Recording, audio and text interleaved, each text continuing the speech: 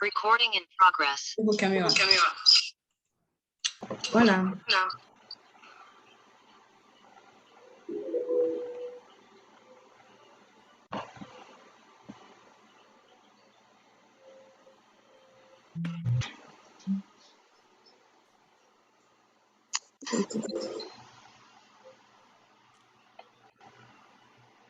Bon, nous sommes 44 en ligne.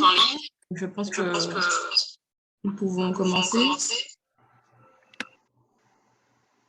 On va essayer de commencer puisque, comme vous le savez, ma consoeur Rika, Rosadelaide et moi-même, nous sommes actuellement à Paris, enfin à Bordeaux plus exactement, et il est un peu tard. Et d'autant plus qu'on a une journée demain qui va commencer un peu tôt.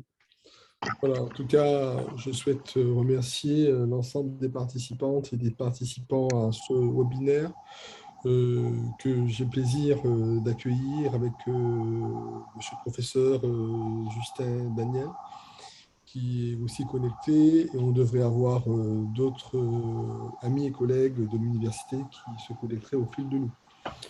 Donc, je pense qu'on est l'ensemble des partenaires qui sont présents, l'UDAF notamment, l'UFMES, l'URAS, j'ai vu M. Ricage aussi partenaire de cela, et quelques collaborateurs et quelques confrères et consoeurs assistants de service social, mais aussi d'autres travailleurs sociaux de différents horizons.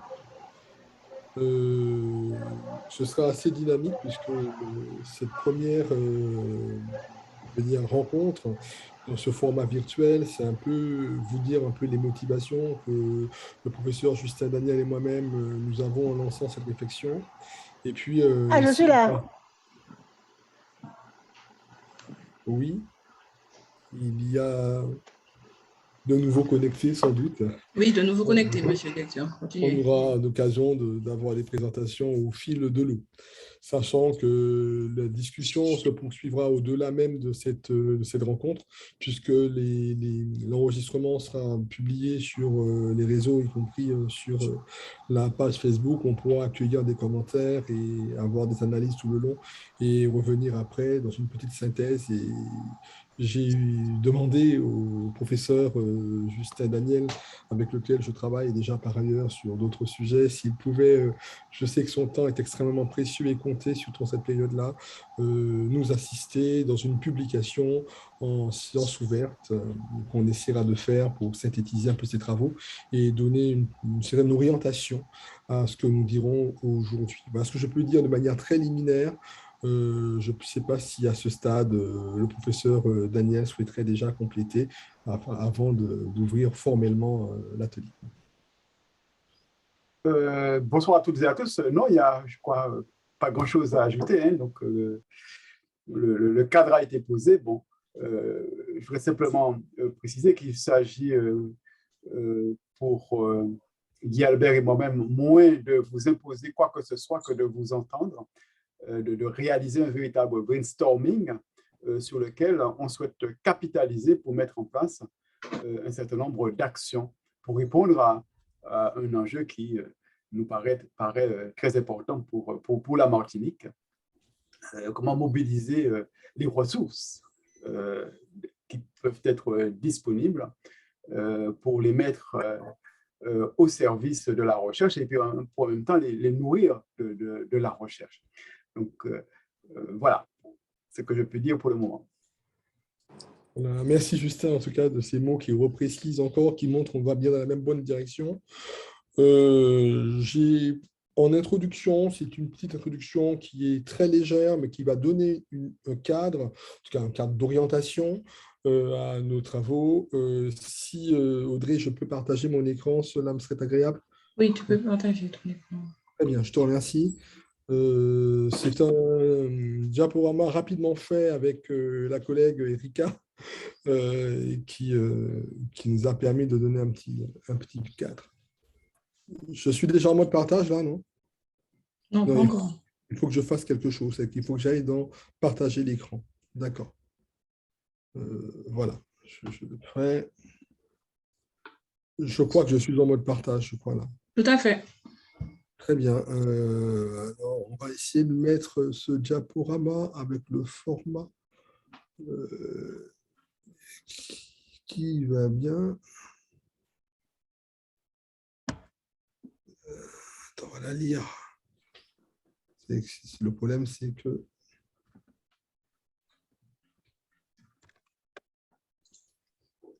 Excusez-moi, j'ai juste... comme... attendez. Juste... Donc, monsieur le directeur, pendant que vous mettez en place ce programme, voilà, c'est Madame Jeanne en 2 fois, présidente de France à Santé, qui a fait ressortir les données qui doivent être respectées dans le cadre de la recherche et de l'utilisation des données des usagers dans le cadre des travaux de recherche. Voilà. D'accord, je vous remercie en tout cas de votre présence au nom des usagers. Donc, ça reprend un peu le titre. Donc, on a, Daniel et moi, Justin et Daniel et moi, on a essayé de donner un petit cadre comme cela, la recherche scientifique en travail social. Et on essaye, enfin on pense, on suppose, on pose l'hypothèse en tout cas, que c'est un enjeu crucial, entre guillemets, en tout cas pour la Martinique, cela peut être le cas. On part aussi d'un intérêt à un moment de sortir du ridicule. Cette phrase n'est pas de moi, mais bien d'un collègue au niveau national, où on voit effectivement de côté le travail social. Je veux qu'on m'aide, c'est l'usager, la personne qui dit ça, et on lui répond, c'est un allocataire, non un employé, on ne sait pas qui fait. Et bon. Chacun sa charge gardée et on voit que l'ultra-spécialisation, le manque vraiment de méthode et d'approche globalisée, ce qui supposerait une épistémologie, en tout cas une démarche méthodologique dans ce travail, ne font qu'aggraver la dispersion des personnes qui sont tantôt des allocataires, des administrés, des usagers, des bénéficiaires et des ayants droit. Enfin, vous voyez bien comment c'est saucissonné et le travail social devient totalement illisible, déjà de par ses métiers, mais quand on rentre dans sa dynamique de terrain, on trouve des choses qui peuvent paraître absurdes, mais qui malheureusement produisent des inégalités et quelquefois des non-accès, mais ça, on reviendra à l'occasion d'une autre chose sur les constats que nous posons déjà à ce niveau-là. Donc, c'est vraiment sortir de cette segmentation, arriver à poser une démarche, arriver à prendre une demande globale et à mettre du sens sur une personne demandant une aide. Ça suppose la praticité, mais ça interroge également la posture, l'identité et également la démarche, déjà à ce stade. Voilà, juste pour ce petit moment. Je suis revenu rapidement sur la définition du travail social en France. Voilà encore une lacune. Le travail social ne se définit pas de manière internationale de la même manière. Il y a quelquefois des divergences déjà en Europe, mais déjà dans le monde, on trouve encore d'autres définitions.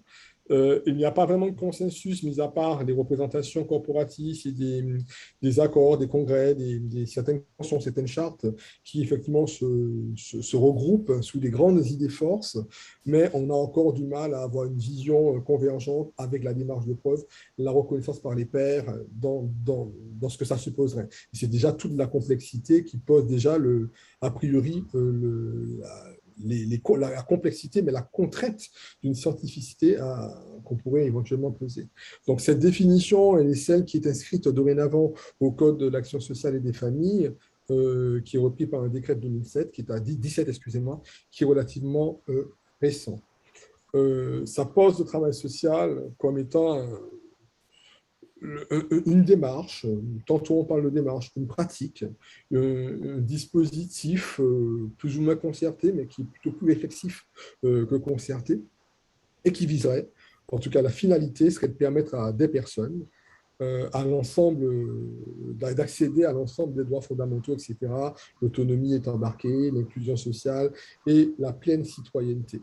C'est une démarche totalement pratique et on voit qu'à ce stade de la définition qui est posée par le Haut Conseil du travail social, on a, si vous voulez, un cadre universitaire qui pose des savoirs, à savoir les savoirs universitaires issus des sciences sociales et humaines Et là, vous verrez que ce n'est pas tout à fait évident, hein, parce que les sciences sociales humaines, c'est bien à part, et on va voir que ce n'est pas forcément évident d'intégrer le savoir, le travail social sans forcément y réfléchir à qu'est-ce que cela supposerait en termes d'épistémologie, mais aussi en termes de démarche, de méthode et de scientificité dans la pratique. Mais ça, on verra tout à l'heure.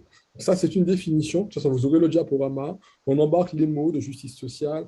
On embarque surtout une vision humaine, une vision politiquement humaine qui rappelle quand même une certaine époque, hein, puisque ça, les choses prennent vraiment corps en France en 1945, après-guerre, et je ne vais pas refaire l'histoire du travail social, mais ça nécessiterait d'évoluer dans cette définition en lien avec les SHS. Les valeurs que vous connaissez, l'humanisme, faire de l'humanisme une science, c'est un grand jeu. Les droits humains, pas les droits de l'homme, les droits humains avec le pluriel, les droits humains, ce que ça transporte comme notion, comme apport nouveau dans la cité déjà. Le professionnalisme, et ça c'est important parce que... Monsieur Ruffin, votre micro est coupé.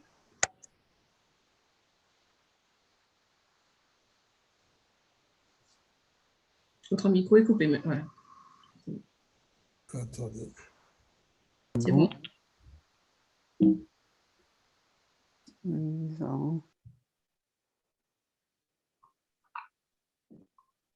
Excusez-moi, ça me fait un truc bizarre. Voilà. Donc, je reviens maintenant à la deuxième. Quand on voit les sciences humaines de l'autre côté, on a tout de suite une notion de complexité. C'est-à-dire qu'on voit que les sciences humaines, c'est quelque chose de bien déjà pensé, qui repose sur une méthode, enfin, les sciences humaines et sociales, une méthode déjà admise, une méthode qui est déjà, je veux dire, autorisée dans son caractère scientifique, qui s'est améliorée. On voit bien pour le cas de la sociologie, enfin, le cas que je connais le mieux, de Bourdieu à Durkheim, enfin, on embarque déjà pas mal de lectures, souvent à 3, 4, 5 niveaux différents. Les politistes aussi ont déjà leur méthode. Et on arrive quand même à quelque chose qui est assez inattendu pour un travailleur social, mais qui tient la logique de la science. C'est ce qui est difficile à saisir par l'esprit. C'est difficile parce que dans le travail social, il y a un pragmatisme. Et là, on va quand même prendre en considération des organisations, une démarche dans sa complexité, avec des éléments dont on avoue dès le départ sa difficulté conceptuelle, mais sa conceptualisation possible à travers cette démarche. On retrouve la philosophie, la sociologie, les sciences politiques, ou la science politique, l'ethnologie, l'anthropologie, les sciences économiques et sociales, les sciences de l'éducation, assez récentes, mais quand même qui commencent à donner des choses intéressantes, les lettres, hein, dans toutes leurs formes, les sciences sociales, je parle bien de sciences sociales et pas de travail social, la linguistique, l'histoire, la géographie, la psychologie, et puis la musicologie à moindre mesure, mais la musicologie en fait partie. C'est déjà un domaine très avancé, très bien structuré, qui a une autorité universitaire incontestable et qui procède déjà de production de savoir, de connaissances, et dont l'épistémologie est totalement posée et sur lequel je trouve déjà, alors il y avait l'idée, la tentation de dire est-ce que le travail social, on y embarque? C'est pas arbitré. Il y a encore besoin, en dépit des publications, de savoir est-ce que le travail social rentre en SHS, ce qui serait possiblement le cas selon la tendance actuelle, mais il y a aussi peut-être besoin d'une épistémologie propre au travail social. Ce qui justifie notre démarche. Donc, on est bien dans un cadre académique qui est récent. Vous m'entendez là? J'entends un écho. On vous entend. Un cadre académique qui est récent et qui est renforcé par la création du DIS. Le DIS étant le diplôme d'État d'ingénierie sociale, qui a remplacé le diplôme supérieur de travail social en 2006. Et la création aussi de l'ETSUP, l'école du travail supérieur du travail social. Il y a aussi un regain universitaire, une sorte de curiosité de l'université qui jusqu'à maintenant ne voyait pas d'intérêt, mais commence un peu à poser cette réflexion, on voit beaucoup de publications, notamment sur le DIS. Et puis, il y a un important réseau international. Ça veut dire que la recherche internationale au travail social est vraiment très aboutie, surtout au Canada, où il y a un ordre des travailleurs sociaux, où il y a une démarche doctorale de travail social et où il y a une science du travail social beaucoup plus affirmée que dans l'espace français pour le moment. L'approche doctrinale, pour sa part, elle est novatrice, mais elle est posée. La doctrine du gouvernement est tout à fait révisée. Et on voit bien que les orientations, les plans, les programmes du gouvernement sont en faveur de cette scientificité du travail social.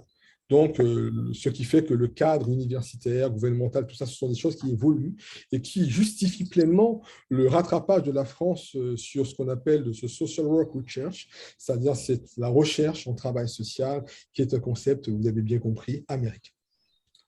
Un intérêt épistémologique, puisqu'on parle de l'analyse de la science, son autopsie, je veux dire même avant-garde, de sa méthode, de sa démarche, de sa légitimité d'être science aussi, est de plus en plus affirmée et soutenue par les universitaires. Donc, on voit bien que l'épistémologie, qui jusqu'à maintenant était embarquée par les DIS et quelques universitaires internationaux, deviennent de plus en plus l'épistémologie à repenser dans ce cadre universitaire beaucoup plus élargi en France aussi. Donc, avec notamment une diffusion des connaissances scientifiques pour les travailleurs sociaux et une révolution totalement épistémologique, avec notamment des créations d'espaces, des espaces de publication. Les travailleurs sociaux ont un SHS, SSASH, excusez-moi, actualité sociale hebdomadaire, des choses où vous voyez sous qui un info, sous la halle, etc. De plus en plus de publications autour du travail social et on voit qu'il y a un engouement qui est assez novateur et qui interroge aussi d'une certaine manière. Donc, c'est un bouleversement institutionnel, mais aussi sur les questions de méthode et qui relève quand même de défis complémentaires qui, à mon avis, nécessiteraient d'être analysés. L'affirmation du travail social comme science, c'est la conquête de la scientificité du travail social, avec des caractéristiques, je le disais tout à l'heure, épistémologiques et méthodologiques innovantes, mais souvent qui résistent à quelques grands courants. Quelque part, j'aime beaucoup Pierre Rosanvallon et je retiens la leçon de Justin sur les 3 niveaux de lecture de Rosanvallon, mais c'est vraiment quelqu'un qui, je pense, qui de plus en plus se pose dans le débat démocratique et dans l'approche, je vais dire, de la démocratie, mais de la citoyenneté et du sens de cette citoyenneté. Et on retrouve également beaucoup d'autres auteurs dont vous verrez la bibliographie est très longue, je ne vais pas me les citer pour ne pas vous faire savoir mes sensibilités, mais bien entendu, vous avez compris que j'en ai quelques-unes un peu personnelles, en tout cas une dizaine, qui me sont familières. Donc, on passe de l'ingénierie, qui était la science appliquée, qu'on avait osé à l'époque quand même créer des ingénieurs sociaux, à maintenant une recherche fondamentale possible dans l'interrogation en tout cas. Et surtout, la valorisation d'un nombre inimaginable, mais vous n'imaginez pas, les données de la recherche clinique en travail social que nous vivons tous les jours sur le terrain en tant que praticiens, mais aussi les données de société et les données d'analyse que font les travailleurs malgré eux, parce qu'ils ne le savent peut-être pas, mais qui peuvent être valorisées et donner aussi du sens en aidant également les politiques publiques. Erika n'était pas trop d'accord, mais on n'a pas eu le temps de discuter sur la dernière phrase, sur les nouvelles postures professionnelles des travailleurs sociaux, dont les diplômes ont été redéfinis et intégrés dans la LMD, licence master doctorat. Mais là où on n'était pas tout à fait d'accord, est-ce que pour autant, les travailleurs sociaux ont changé de posture? Même si leurs diplômes, bon, ok, d'accord, ils sont revalorisés, mais est-ce que dans leur pratique, ils intègrent l'intérêt d'une démarche de recherche ou est-ce une posture différente? On n'est pas sûr de ça. On n'est pas vraiment sûr que les travailleurs sociaux ont déjà évolué dans leur pratique vers cette praticité de recherche. C'est à voir. C'est à voir. C'est pour ça que ce sera soumis à vos réflexions. On voit bien qu'on n'est pas du tout innovant. Hein. On n'a pas la paternité de ça. Ça avait déjà été pensé par l'École supérieure du travail social à travers un webinaire du 21 octobre 2021, qui a pratiquement à nos heures, sur quand les travailleurs sociaux mènent une recherche en travail social. Et c'est la tendance. et de plus en plus, je veux dire, les écoles de formation, notamment l'IFMES probablement, mais dans les IFAS, enfin, toutes les écoles de formation, intègrent de par la loi ce volet recherche. Et bien entendu, le Graal, qui est l'école supérieure du travail social, s'y penche très sérieusement, notamment avec des publications, mais surtout avec la mise en place d'un projet d'école doctorale. On ne sait pas. Est-ce que ce sera l'université ou encore, mais c'est toute la question, est-ce que ce sont les SHS ou on va sortir carrément des SHS en créant une école doctorale du travail social? Ça, je ne sais pas, je n'ai pas encore, c'est vraiment encore pas très clair. Pour vous donner en fait l'ingénierie des diplômes actuels, il y a un très bel ouvrage pour ceux qui veulent aller plus loin, en coécrit par Tabin, Rulac, que je connais mieux et que l'autre, Von Defen. Mais ils vont dire voilà, quelles sont aujourd'hui les controverses, parce que vous imaginez bien qu'il y a une controverse universitaire, mais il y a aussi des enjeux sur la fabrique du doctorat en travail social, sans rentrer dans les sciences humaines et sociales. Ça, c'est peut-être aussi une chose comme ça. Et on rentre aussi sur ces diplômes. Alors, vous allez voir, ils ont été revisités. Je vous dirai un peu plus tout à l'heure. Vous avez toute une famille de diplômes. Ce sont des diplômes qui sont issus du Code de l'action sociale et des familles, qui va du niveau 5, enfin, qui a été revu, puisque maintenant le niveau 1 est devenu le niveau 7, et le niveau 8 est devenu le niveau doctoral. De l'aide médico-psychologique, des assistants familiaux, etc. Et vous voyez que le dernier niveau de diplôme est le DIS. C'est ce fameux diplôme qui est venu remplacer et qui était posé à l'époque où le doctorat et le master 2 étaient tous les deux niveau 1. Et avec la réforme, le master 2 est devenu niveau 7 et le doctorat niveau 8. Donc, ça a créé aussi le fait qu'il y a eu cette disparité. Et vous verrez que tous les autres, il n'y a que le DIS qui est placé à l'équivalent du master 2. Et parmi cette famille-là, c'est le métier de travail, c'est le métier d'assistant de service social qui est le seul réglementé. Les autres professions ne sont pas réglementées. Il n'y a pas besoin d'avoir une déclaration pour les faire. Voilà. Donc, le DIS, en fait, si vous lisiez Laetitia Nod, qui est aussi issue, avec une préface quand même de Rurka, qui est assez bien faite, où vous avez une ingénierie sociale et recherche et un diplôme d'avant-garde, parce que c'est 2006 quand même, c'est-à-dire que c'était inimaginable que le gouvernement crée un tel diplôme, ils l'ont fait, et c'est le seul diplôme de travail social qui propose des apports épistémologiques et méthodologiques de haut niveau académique, avec un double mémoire de recherche intégré dans le socle de formation, où vous avez le 80% du diplôme est réservé à l'épistémologie, à la scientificité du travail social. Donc, c'était quand même en 2006. Donc, travail. Les ingénieurs sociaux ont pu avoir cette reconnaissance de spécialistes, de spécialité, de spécialisation aussi, mais également d'expertise de haut niveau sur la conception, l'analyse et l'évaluation des politiques publiques et sociales, avec une vision généraliste de l'expertise en travail social, et ils embarquent dans un diplôme d'État. À ne pas confondre avec les différents masters qui prennent de l'ingénierie sociale, souvent complétée, comme l'ingénierie sociale urbaine, etc. Ça n'a rien à voir avec le diplôme d'État d'ingénierie sociale tel qu'il est conçu dans sa finalité. Le DI, ça fait aujourd'hui l'objet de beaucoup de publications. J'en ai recensé au moins en bibliographie plus d'une centaine. C'est quand même beaucoup depuis 2006, et est à l'origine de virages de recherche du travail social, puisque les ingénieurs sociaux ont quand même poussé une curiosité chez les universitaires qui voient davantage maintenant entre l'ingénieur versus l'ingénieuriste.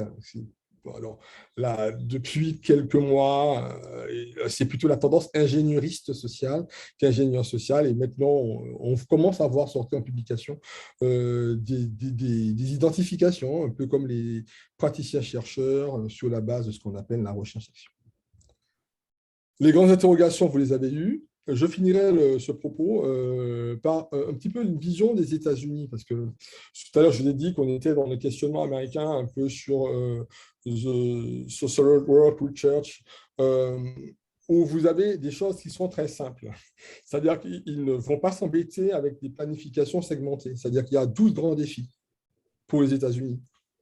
vous avez une jeunesse, peu importe son âge, dès la naissance, il faut lui assurer un développement sain. Il naît, il doit avoir un développement sain. Qu'est-ce qu'on fait pour ça? Et c'est très clair. La santé, c'est combler les écarts. La famille, arrêter la violence familiale. Attention, le mot violence, ce n'est pas les scènes de ménage, c'est vraiment les violences comme l'absence de logement, la précarité, c'est la violence prise dans son ensemble de brutalité, entre guillemets. Le parcours de vie, notamment sur une vie longue, qui est voulue longue, et qui est aussi productive de sens, d'autonomie, de cohérence, productive également dans la réalisation, l'accomplissement d'un destin.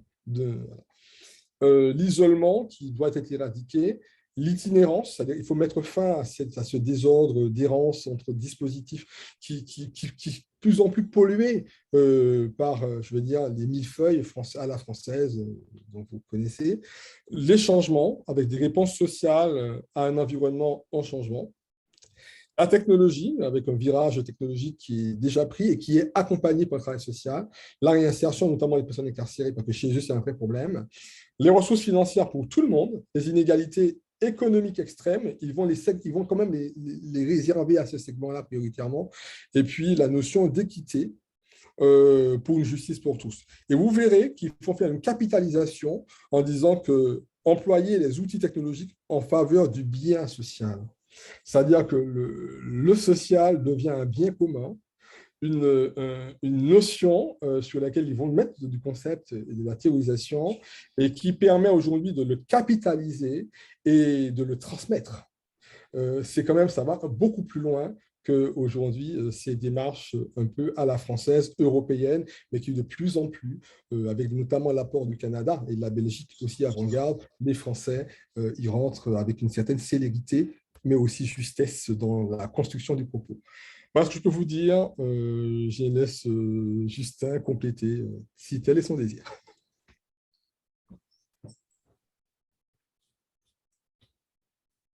Là aussi, je n'ai pas grand-chose à ajouter. Bon, comme universitaire, je discerne très clairement les enjeux, notamment du point épistémologique, du passage d'une approche en termes d'ingénierie sociale, dont les racines intellectuelles, en fait, remontent à quelques décennies, puisque l'ingénierie sociale est née aux États-Unis.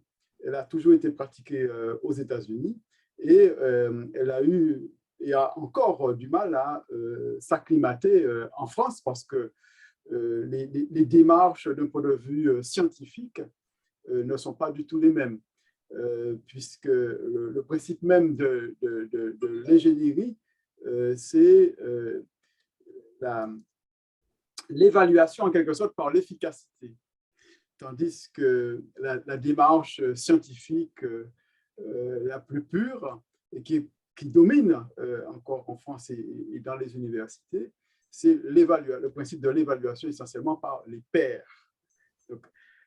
Donc tout ça, c'est ce questionnement d'ordre épistémologique, on va le retrouver d'une façon ou d'une autre, mais ce n'est pas ça qui m'intéresse le plus ce soir, c'est plutôt de savoir comment on peut utiliser ce qui vient d'être présenté par Guy Albert comme une sorte de matrice permettant d'ouvrir les échanges, les discussions dans le cadre de ce que j'ai appelé tout à l'heure un brainstorming, pour voir comment, à l'échelle de la Martinique, on peut agir. Étant observé qu'on peut aisément, pour la Martinique, isoler un certain nombre de problèmes, d'enjeux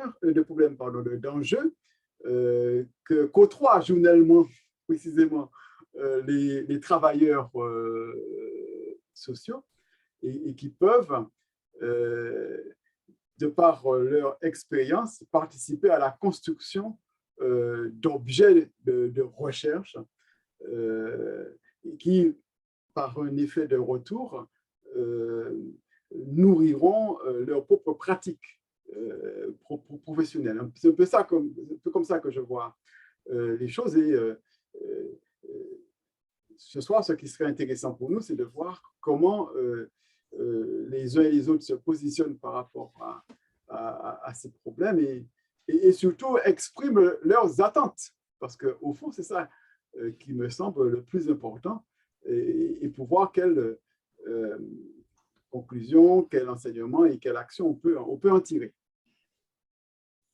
Merci, Justin. Bon, on va laisser la parole à tout le monde. C'est vrai que tu as tout à fait raison. C'est vrai que c'est très important de signaler effectivement que l'approche par l'efficacité de la chose, alors que la conscience, il a par les pairs, alors que l'ingénieur social, il est dans l'efficacité. Il est tellement vrai que c'est vrai que c'est américain et ça a été repris par l'école des mines. Et c'est assez osé, voire même plus qu'audacieux d'imposer ça en science, mais bon, c'est fait. Jeanne Murante, tu as souhaité avoir la parole. Je t'en prie.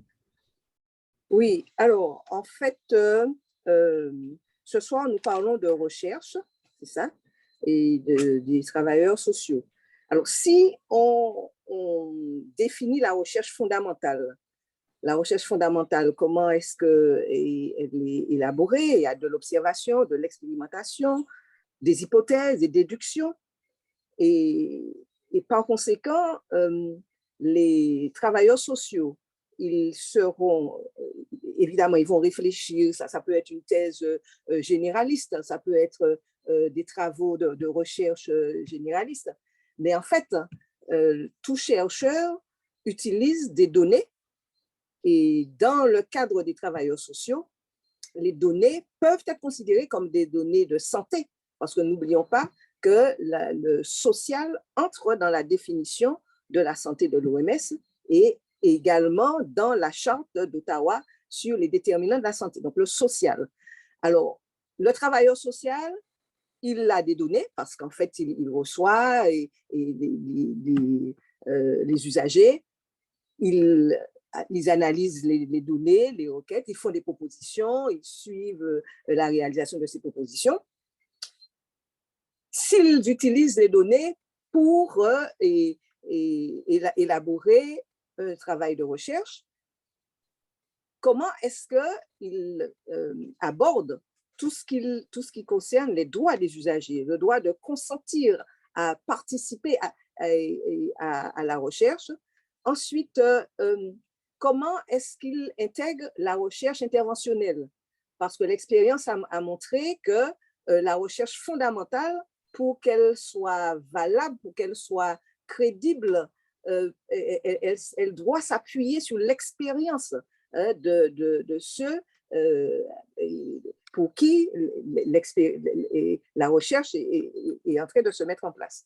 Donc, je crois ce soit intéressant aussi d'intégrer cela, que le social, les données sociales font partie de la santé holistique et par conséquent, lorsque le travailleur social veut élaborer un travail de recherche fondamentale, il doit intégrer que les données qu'il va utiliser sont des données qui pourraient entrer dans les données qui sont protégées par le règlement général de protection des données, avec des obligations de recueil du consentement, ensuite comment je peux dire, de transmission des résultats, des résultats, et puis aux usagers sociaux qui ont participé à cela et dont l'expérience est très importante pour l'élaboration de théories ou de grands travaux généraux. Donc, voilà aussi en guise d'introduction ce que j'aimerais aussi qu'on entende, et puis qu'il y a aussi l'éthique des données qui sont utilisées dans le cadre de la recherche, et puis tout cela doit aussi entrer dans le grand principe de la loi de transformation du système de santé, avec le décloisonnement entre le public et le privé, entre le sanitaire et le social et le médico-social, et entre la ville et les établissements sanitaires et sociaux.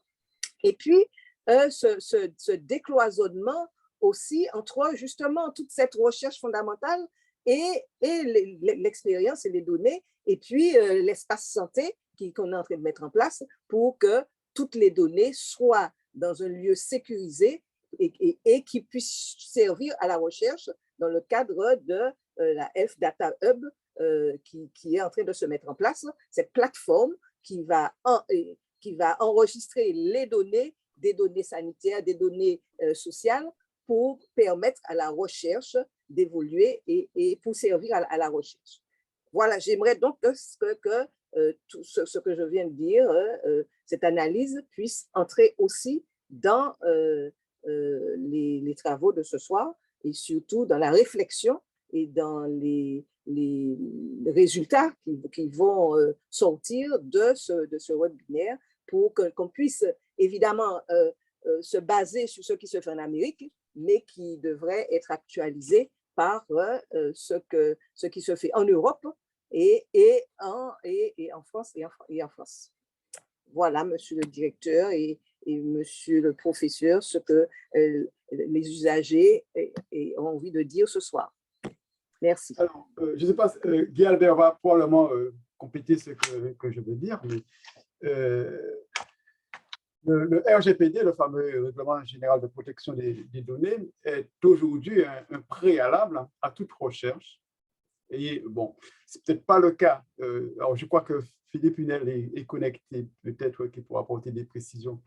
Ce n'est pas tout à fait le cas à l'Université des Antilles, mais à titre personnel, j'appartiens à un laboratoire qui est placé donc, sous la tutelle du CNRS et nous respectons scrupuleusement ce principe. Par conséquent, dès lors qu'on s'engage dans une recherche, on signe un certain nombre de chartes et a fortiori, lorsqu'il s'agit de données de santé, on doit faire un certain nombre de demandes préalables avant de recueillir les données. Donc, de ce point de vue-là, il n'y a aucun souci. Il y a un autre point qui me paraît intéressant et important de ce que vient de nous dire Jeanne, c'est la relation entre la démarche un peu théorique, fondamentale, et le recueil de données fondé sur l'expérience.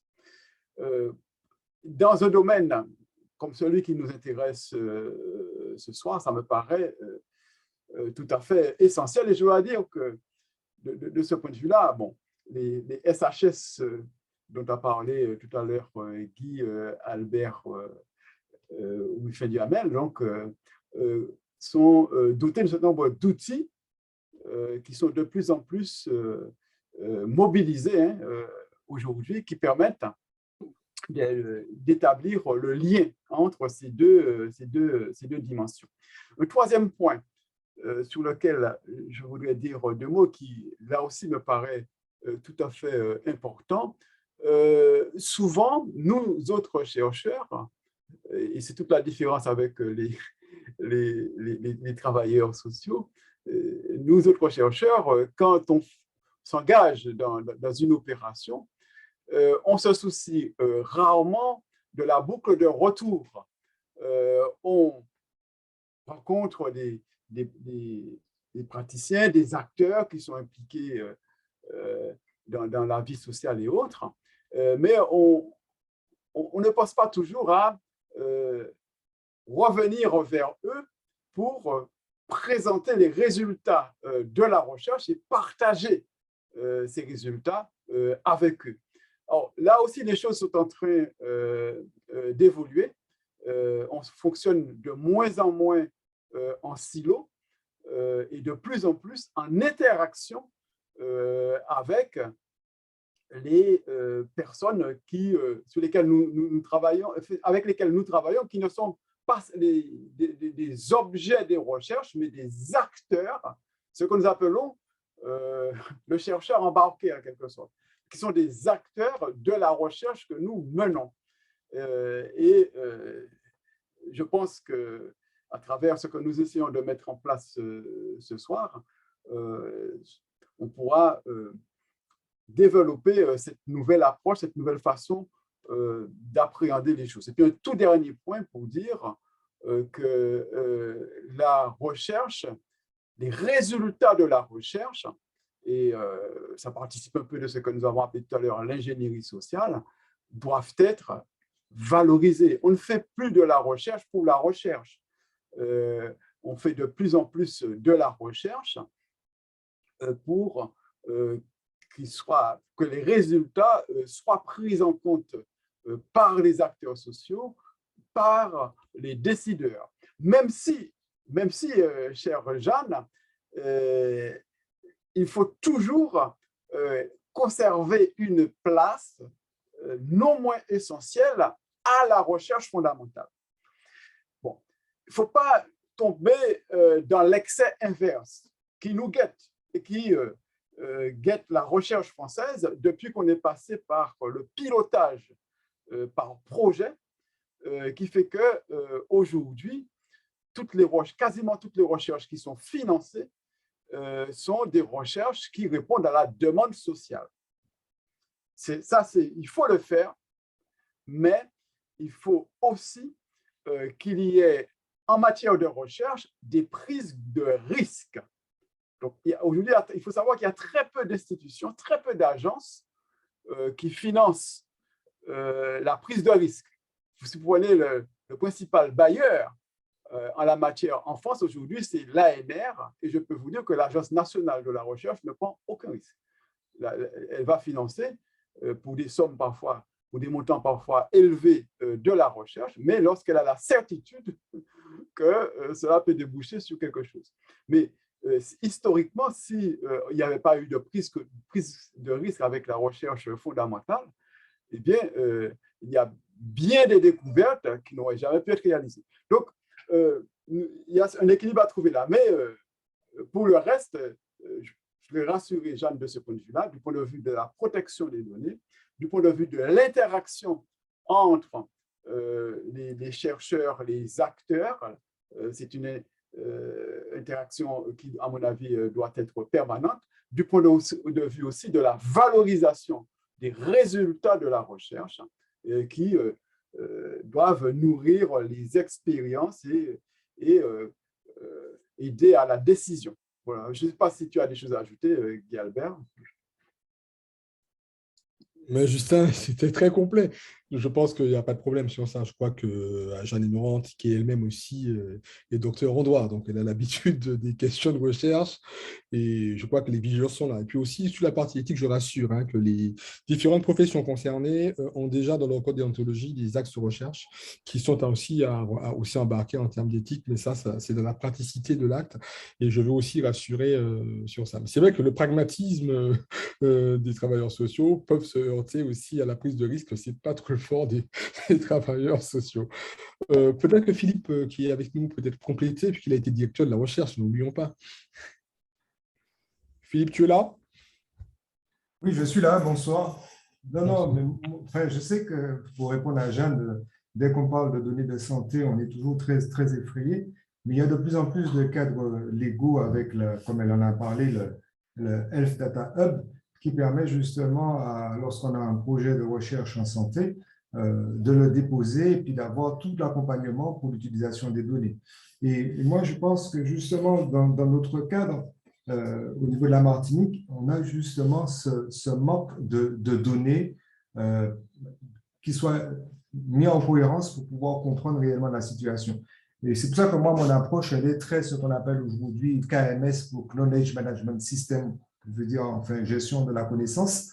Et je pense que justement, dans ce domaine social, il y a une urgence à mettre en place un véritable système de gestion de la connaissance sur les données sociales en Martinique. Parce que c'est à partir de là qu'on pourra voir les spécificités de nos réalités et proposer des solutions. Non pas en restant, bon, c'est vrai que moi je suis le scientifique numérique et donc j'aime bien qu'on parle non pas uniquement philosophique, mais qu'on parle aussi également à partir de faits réels.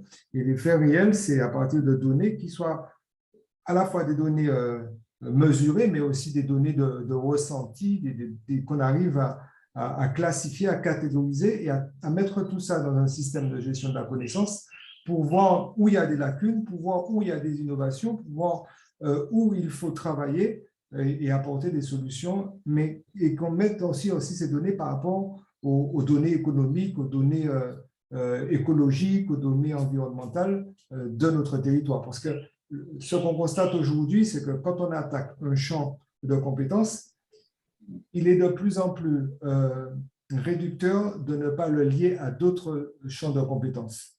Si on parle de données sociales, il faut qu'on l'intègre dans des données environnementales parce qu'on voit bien qu'il y a des impacts, il y a des liens entre eux. Et donc aujourd'hui, moi je prône tous les domaines pour ce gros système de gestion de la connaissance des données de la Martinique. Enfin, justement parce que c'est comme ça qu'on pourra de même mettre des politiques publiques en place qui tiennent compte vraiment de la réalité globale de notre territoire. Donc, et puis, pour revenir sur les données sociales qui peuvent être considérées comme des données de santé, moi, je n'ai pas d'inquiétude parce qu'il y a beaucoup de cadres aujourd'hui pour permettre aux chercheurs de travailler sur les données sociales. Et la crise Covid a permis de structurer ça de façon un peu plus précise et aujourd'hui, on a des cadres, on a des outils pour déposer le projet, pour être accompagné, pour pouvoir travailler dans ce domaine. Merci Philippe, on y reviendra. J'ai vu qu'il y a une demande de Jeanne Emeraude qui revient, mais aussi Marie-Odile. Si tu veux, Jeanne Emeraude, je te laisse compléter puisque ça donne le droit fil de ton propos, et puis on passera à la parole. Voilà, alors effectivement, notre webinaire de ce soir est très important dans la mesure où nous faisons partie de la France et nous sommes les régions ultrapériphériques de l'Europe. Or, nous savons que les indicateurs et beaucoup de textes ne tiennent pas toujours compte de nos réalités, de notre situation en tant que DFA, donc enfin, du département français d'Amérique, de nos milieux qui sont tropicaux et pas tempérés, etc. Et par conséquent, les travailleurs sociaux ont vraiment une obligation de faire ressortir nos pratiques, notre culture. Alors, c'est vrai qu'on a parlé de l'environnement, etc., mais il faut aussi penser à la culture et comment est-ce qu'on peut appliquer un certain nombre de choses à nos territoires, à nos populations et sans tenir compte de cela. Donc, les données sociales, mais également les données sociales dans notre culture et tout cela pour permettre d'adapter, voire de participer à l'élaboration de textes de règlement qui soient vraiment adaptés à nos réalités, à notre culture et à notre manière de vivre sous les tropiques et pas dans des régions tempérées, voire dans l'Europe géographique. Et j'espère que nos travailleurs sociaux vont bien comprendre l'importance de bien intégrer les données sociales dans toutes les politiques sociales et leur participation. C'est liquide. La émis tenir une thèse et bon, je ne sais pas si elle voudra prendre la parole, mais voilà un exemple de travail qui intègre les données sociales, les données sanitaires et épidémiologiques de notre territoire et qui apporte une amélioration dans le cadre de l'éducation thérapeutique du patient et donc dans la prise en charge de certain nombre de patients qui ont des comorbidités qui sont quand même assez prégnantes sur notre territoire. Voilà ce que je voulais ajouter. Et peut-être que je ne serai pas là jusqu'à la fin parce que j'ai une autre réunion. Bon, je vais essayer de rester encore un bon quart d'heure, 20 minutes. Et c'était cela que je voulais, cette contribution que je voulais apporter ce soir au débat. Voilà. Juste pour compléter les propos de Jeanne, c'est exactement ça. Quand je parle d'environnement, c'est tout l'environnement qui nous constitue, à la fois l'environnement culturel, économique, écologique, enfin, l'environnement dans lequel se situe l'individu, qui est important de comprendre afin d'étudier un champ de compétences. Oui, pour aller dans ton droit fil, Philippe, tu sais que Justin a toujours les bons mots. Et j'embarquais dans un projet de recherche, j'appelle Justin il y a 2 jours, il tique sur le menu « Ah, identitaire !» Effectivement, c'est un mot qui… on parlait de santé.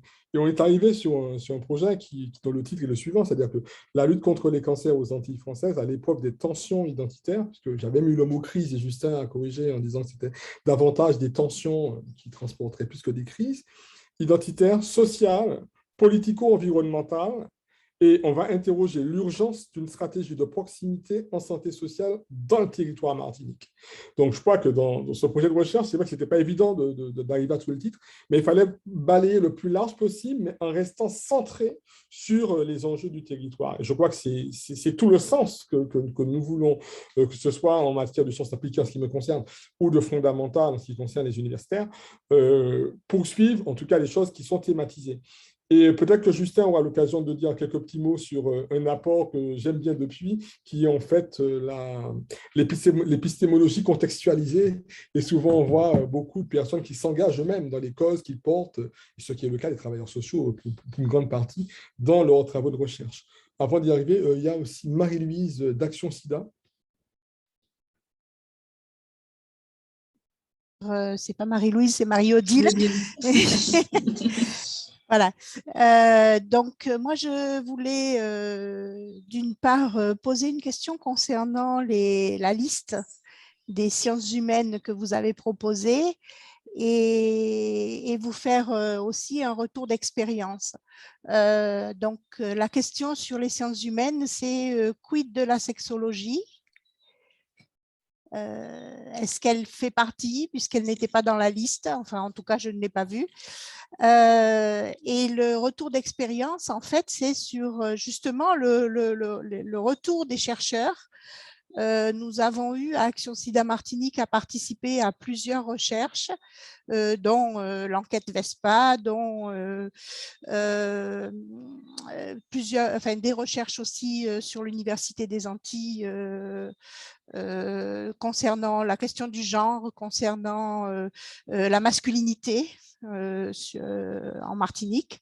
Et à chaque fois, nous avons vu les chercheurs revenir nous porter leurs résultats, nous inviter aussi à leur soutenance. Et donc, ce retour, je pense qu'il est quand même inscrit dans l'éthique des chercheurs, et notamment auprès des populations interrogées, hein, puisqu'il s'agissait de ça dans notre participation. Oui, sur la sexologie, je n'ai pas l'exactitude que ce soit une discipline, je veux dire, scientifique à part entière. Je laisserai peut-être Justin qui connaît mieux les SHS que moi y répondre. Sur Action SIDA, oui, ça me parle parce que je connais bien, puisque j'ai été, de ma toute jeunesse, militant, même d'ailleurs Marlène Ouka, j'ai vu qu'elle est connectée, scientifique au pair aussi, à mes débuts avec aussi, c'était pas Action SIDA, c'était Aide Martinique, et on a eu l'occasion d'interroger pas mal de choses. Je me rappelle, étudiant, j'ai passé du temps à Aide Martinique, notamment pour pouvoir embarquer la sexologie. À l'époque, il y avait encore ce qu'on appelait là, le fameux tourniquet, là, le manège enchanté pour présenter les différents pénis avec les préservatifs. Il fallait aller dans des populations gays, il fallait vraiment rentrer dans les mouvements LGBT. Je crois que j'ai quand même à un moment côtoyé suffisamment, je veux dire, Aide, puis Action SIDA, peut-être moins, mais dans des conditions… bon, j'avoue que j'étais étudiant, et bon, je suis resté quand même dedans après.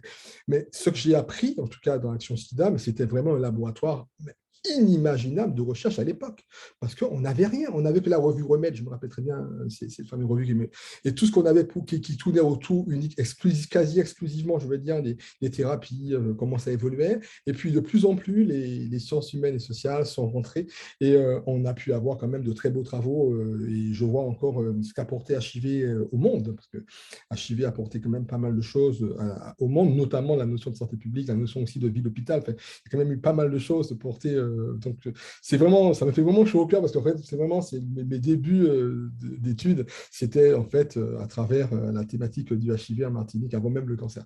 Donc, voilà, je pense que peut-être que Marlène Ouka pourrait peut-être compléter, puisqu'elle est elle-même aussi scientifique et qu'elle a peut-être une approche plus épistémologique du sujet.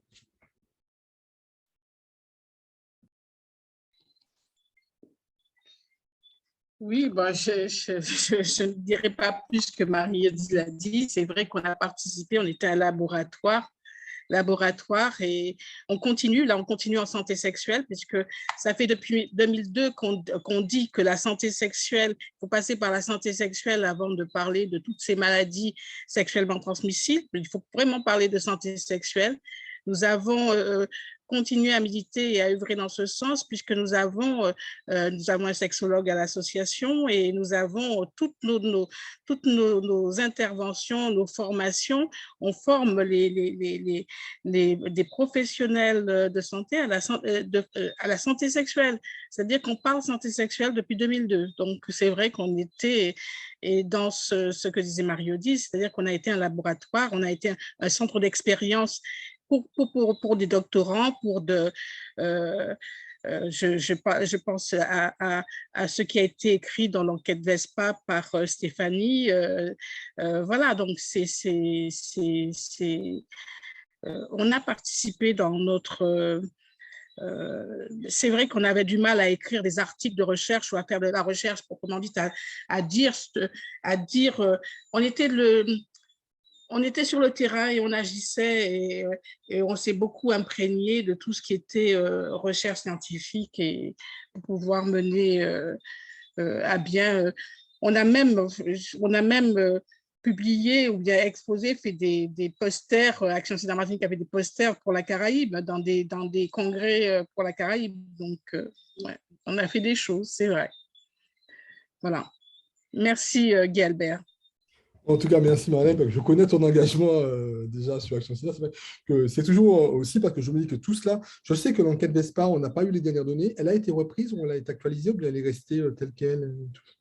Non, je ne sais pas si elle sera actualisée. Il y a une autre enquête, il y a KABP qui a été. Bon, je pense qu'elle se poursuit. Marie-Odile a peut-être des renseignements par rapport à ça. Il y a eu 2 phases d'enquête VESPA, une en 2003 et l'autre en 2011, publiée en 2012. Elle ne reprend pas. Voilà, elle ne reprend pas là. Voilà, publiée en 2012. Donc, voilà. La deuxième, en fait, confirme beaucoup de choses en reprenant les mêmes items. Hein. Donc, confirme qu'en fait, entre 2003 et 2012, il n'y a pas eu vraiment d'évolution, notamment sur le regard porté sur les personnes infectées par le VIH. Et l'impossibilité, enfin l'indicible, l'impossibilité pour les personnes infectées de dire leur pathologie autour d'elles. Très bien. En tout cas, mais ça confirme en 2003, parce qu'en fait, je n'avais pas lu 2011. J'étais resté à l'enquête de 2003, qui était déjà assez claire, mais si ça confirme, donc les données quand même sont stabilisées. Donc, on est après la thérapie, on peut dire des données. OK, sur ce volet, on peut peut-être clôturer, puisqu'on n'a pas beaucoup de temps encore, mais... Vous n'avez pas répondu sur la sexologie, excusez-moi. Justin, juste un secours. Alors, je ne suis pas sûr d'avoir apporté une réponse claire et définitive, pour une raison bien simple, c'est qu'il n'y a pas d'accord et de consensus sur la nomenclature des SHS. Nous, même dans le champ académique à l'université, on utilise différentes nomenclatures, celle du HRS, il y a une nomenclature à l'échelle européenne. Donc, le champ des SHS n'est pas très clairement circonscrit. Et par conséquent, la sexologie pourrait parfaitement y trouver sa place, puisqu'il n'y a pas d'accord, a priori, sur les contours même des SHS. Je profite d'ailleurs pour dire, bon, mais ça c'est un autre débat, je le dis de manière incidente, qu'il y a en ce moment un usage parfois un peu inflationniste qui est fait des SHS. Je le vis dans une autre instance, parce que je suis par ailleurs vice-président du comité de pilotage scientifique national dans le cadre du plan Chlordécone 4. Et j'observe que, bon, on a au moins pris conscience de la nécessité, comme le disait tout à l'heure Philippe Hunel, d'avoir une approche globale intégrant toutes les dimensions de l'environnement, sociales, culturelles, écologiques, etc. On recourt de plus en plus aux sciences sociales. Mais là où l'on parle pour les autres disciplines d'objets de recherche, donc une approche disciplinaire de cet objet, on fait souvent des sciences sociales un objet de recherche en elle-même et un simple appoint des autres disciplines scientifiques. C'est un autre débat. Bon, j'en parle simplement de manière cursive ce soir, mais ça révèle au moins une chose. C'est le statut aujourd'hui très problématique des sciences humaines et sociales dans le champ académique. Ça, c'est un débat qui n'est pas totalement tranché. Tu prends des risques, Justin. Non, je parle, pardonnez-moi de parler de mon expérience. J'ai participé je participe encore à un laboratoire d'excellence où je croise des biologistes, des écologues, même des chimistes. Et je peux vous dire que le dialogue est parfois très compliqué, très compliqué. Là où les choses semblent un peu moins difficiles aujourd'hui, c'est paradoxalement avec les sciences médicales. Là, on a beaucoup, mais vraiment beaucoup de choses à se dire avec les collègues des sciences médicales. Mais un chimiste, c'est compliqué. Hein? Je vous prie de croire qu'un chimiste, c'est compliqué. Même un écologue, c'est compliqué. Oui, pour un petit peu revenir en fait de ce que disait Marie-Odile, il faut voir aussi parce que quel cadre réglementaire sera pensé pour la sexologie. Est-ce qu'en fait, comment il va évoluer? Est-ce que ce serait une spécialité ou une option médicale avec une compétence du Code de la santé publique? Comment ils vont aussi traduire ce corpus? Pour le moment, bon, c'est un peu ouvert. C'est reconnu comme un droit humain par l'OMS. Oui, mais vous savez que les Bon, je ne vais pas non plus, je vais pas prendre le débat, parce que c'est ni le lieu ni le moment, mais c'est extrêmement difficile. Hein, si je veux dire qu'aujourd'hui, la lecture qu'a l'OMS ou certaines grandes instances, y compris sur la santé, tout à l'heure, Jeanne Émeraude l'a bien indiqué, et même en termes de travail social, tout à l'heure, j'ai vu la définition, mais ce n'est pas du tout la définition qui est consensualisée au niveau international. Vous savez qu'on n'a pas uniformisé les choses. Et c'est pour ça que je ne souhaite pas, parce que les SHS, ça devient un fourre-tout, en fait. C'est-à-dire qu'aujourd'hui, excusez-moi, bon, je prends aussi moi des risques après, quitte à ce qu'on valide mes prochaines recherches, mais il faut dire la vérité, c'est-à-dire tout ce qu'on ne sait pas mettre dans quelque chose, on l'appelle SHS. C'est-à-dire que voilà, quand on ne sait pas faire de la science, ce sont des SHS.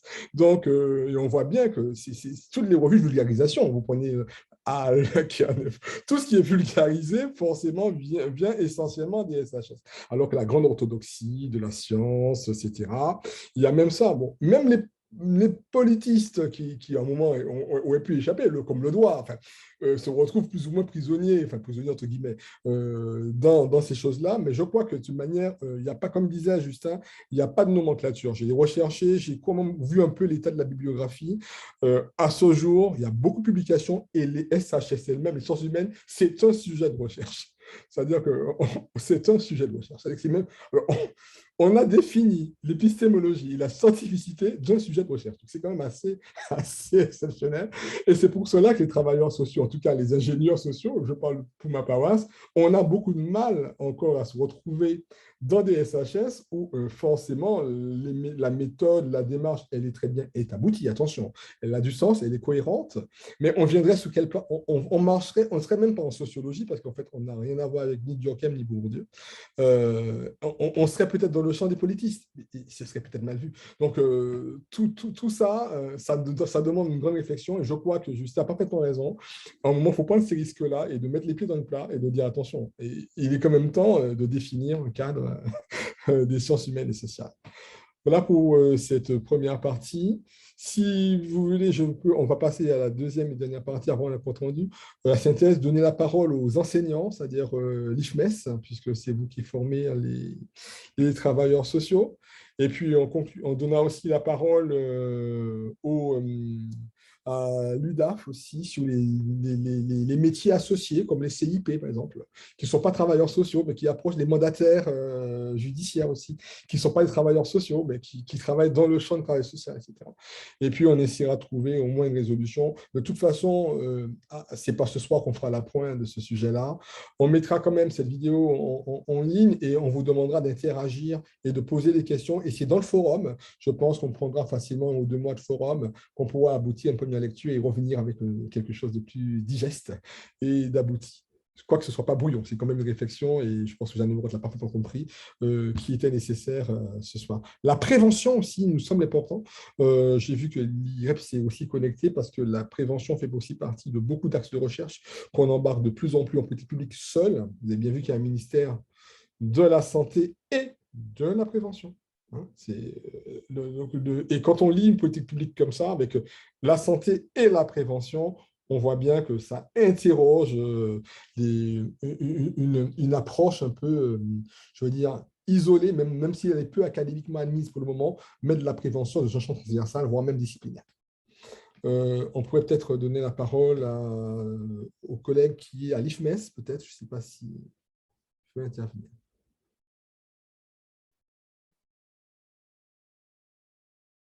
On vous entend pas, votre micro il va être... Non, voilà, mon micro était fermé. Alors, que dire? En effet, l'IFMES, pour toutes les personnes présentes qui ne le sauraient peut-être pas, c'est l'institut qui forme donc les travailleurs sociaux. Et vous l'avez dit, en France, il y a toute une nébuleuse par rapport aux appellations des identités professionnelles, ce qui fait qu'effectivement, nous formons des assistants de service social, des éducateurs spécialisés, des éducateurs de jeunes enfants, ça c'est pour les professions qui sont gradées licence, puisque depuis 2018, il y a eu une nouvelle réforme avec un nouveau référentiel qui aujourd'hui est adossé aussi en conventionnant avec les universités. Et à côté donc de ces formations gradées de licence, vous parliez tout à l'heure des grades, des diplômes. Aujourd'hui, donc, c'est un diplôme gradé licence, autrement dit, c'est un diplôme de niveau parce qu'avec les anciennes appellations, c'était des diplômes de niveau 3. Aujourd'hui, donc, il passe à des diplômes de niveau 6, si ma mémoire ne me trompe pas. Donc, quelque part, et à côté de ces formations, il y a aussi des infra-bac. Autrement dit, toutes ces formations dont je viens de parler, les candidats sont éligibles à condition d'être détenteurs du bac. Alors qu'on a d'autres formations pour lesquelles il n'y a pas d'obligation de diplôme, quoi. Ce sont les moniteurs éducateurs, des accompagnants éducatifs et sociaux, des techniciens de l'intervention sociale et familiale. Vous voyez donc toute cette nébuleuse, effectivement, du champ du travail social. Et c'est vrai que la question de la recherche, alors, il y a déjà une dizaine, une quinzaine d'années, l'IFMES avait réussi à élaborer une espèce de revue permettant un peu aux formateurs d'y publier un certain nombre d'articles. Et depuis lors, la question de la recherche, elle est fondamentalement posée dans la mesure où c'est vrai qu'aujourd'hui, les étudiants, notamment ceux qui sont gradés licence, élaborent à la fin de leur cursus un mémoire. D'accord? Et ce mémoire, on parlait tout à l'heure des sciences humaines. Alors, schématiquement, la formation des travailleurs sociaux, fondamentalement les référentiels, s'adossent effectivement aux sciences humaines. Et en ce qui nous concerne à l'IFMES, les sciences humaines qui sont dispensées, c'est essentiellement la psychologie, la sociologie, l'anthropologie, le droit et aussi sciences de l'éducation. Voilà, pour l'essentiel, des sciences qui sont convoquées dans la formation des travailleurs sociaux, étant entendu que les étudiants ont toute la liberté, quant à leur recherche, d'élargir les champs, si nécessaire, étant entendu aussi par ailleurs que vous avez parlé du droit, il y a aussi, nous avons l'université Bertrand-François Dubin qui dispense donc des cours de politique sociale. Donc, quelque part, la recherche, je le disais en échangeant avec mon collègue Bertrand-François Dubin, c'est comment est-ce que nous pouvons valoriser les travaux, j'avais dit les travaux de recherche, sauf que le référentiel, il est élaboré par l'État. Il faut savoir qu'il a évolué. Si parmi nous, il y a des assistants de service social, selon l'année de l'obtention de leur diplôme, ben, le mémoire dont nous parlons aujourd'hui n'est plus le même, quoi. Parce que anciennement, le plus récent, c'était un mémoire d'initiation à la recherche. Au moment où je vous parle, on est passé à un mémoire de pratique professionnelle, quoi. Et d'ailleurs, vous avez dit à un moment donné, est-ce qu'aujourd'hui, la posture professionnelle, moi je dirais les pratiques professionnelles des travailleurs sociaux ont changé, selon ce nouveau référentiel. En tous les cas, que vous dire, moi je suis pleinement satisfait de cet espace d'échange et je pense qu'il est de l'intérêt de l'IFMES, de l'intérêt des travailleurs sociaux. Il ne faut pas oublier qu'il y a aussi déjà une dizaine d'années, on avait eu l'occasion d'organiser une espèce de congrès des travailleurs sociaux de la Caraïbe, parce qu'en effet, il est nécessaire, autant on peut s'intéresser aux spécificités de la Martinique, mais comme la Martinique, puisqu'on parlait de l'environnement, comme la Martinique est aussi dans la Caraïbe, eh bien, voilà, il serait intéressant de savoir et de s'interroger sur les pratiques. Et à l'époque, on avait donc organisé ce congrès-là. Bien, donc, concrètement, pour vous dire que, oui, des deux mains en ce qui me concerne, j'appuie cette initiative. Je vois M. Hélénon, ma foi aussi, qui, en tant qu'un des administrateurs, apporte tout son soutien. Donc voilà ce que je peux dire. Je ne sais pas si les gens, les participants ont des questions à poser, mais en tout tas de cause, il conviendra avec les travailleurs sociaux de trouver effectivement ce que vous appelez un objet ou des objets à partir desquels on peut effectivement mener une recherche beaucoup plus approfondie. Oui, rassure, à un moment, l'IFMES ils ont gardé le Caférius, c'est ça, hein, vous avez gardé le Caférius. Le Caférius, nous l'avons gardé et il y a toujours, depuis bientôt une dizaine d'années, tous les ans, une promotion de professionnels qui sont formés. Très bien. Et par contre, à un moment, il y avait une master d'ingénierie sociale urbaine, ça n'est pas resté?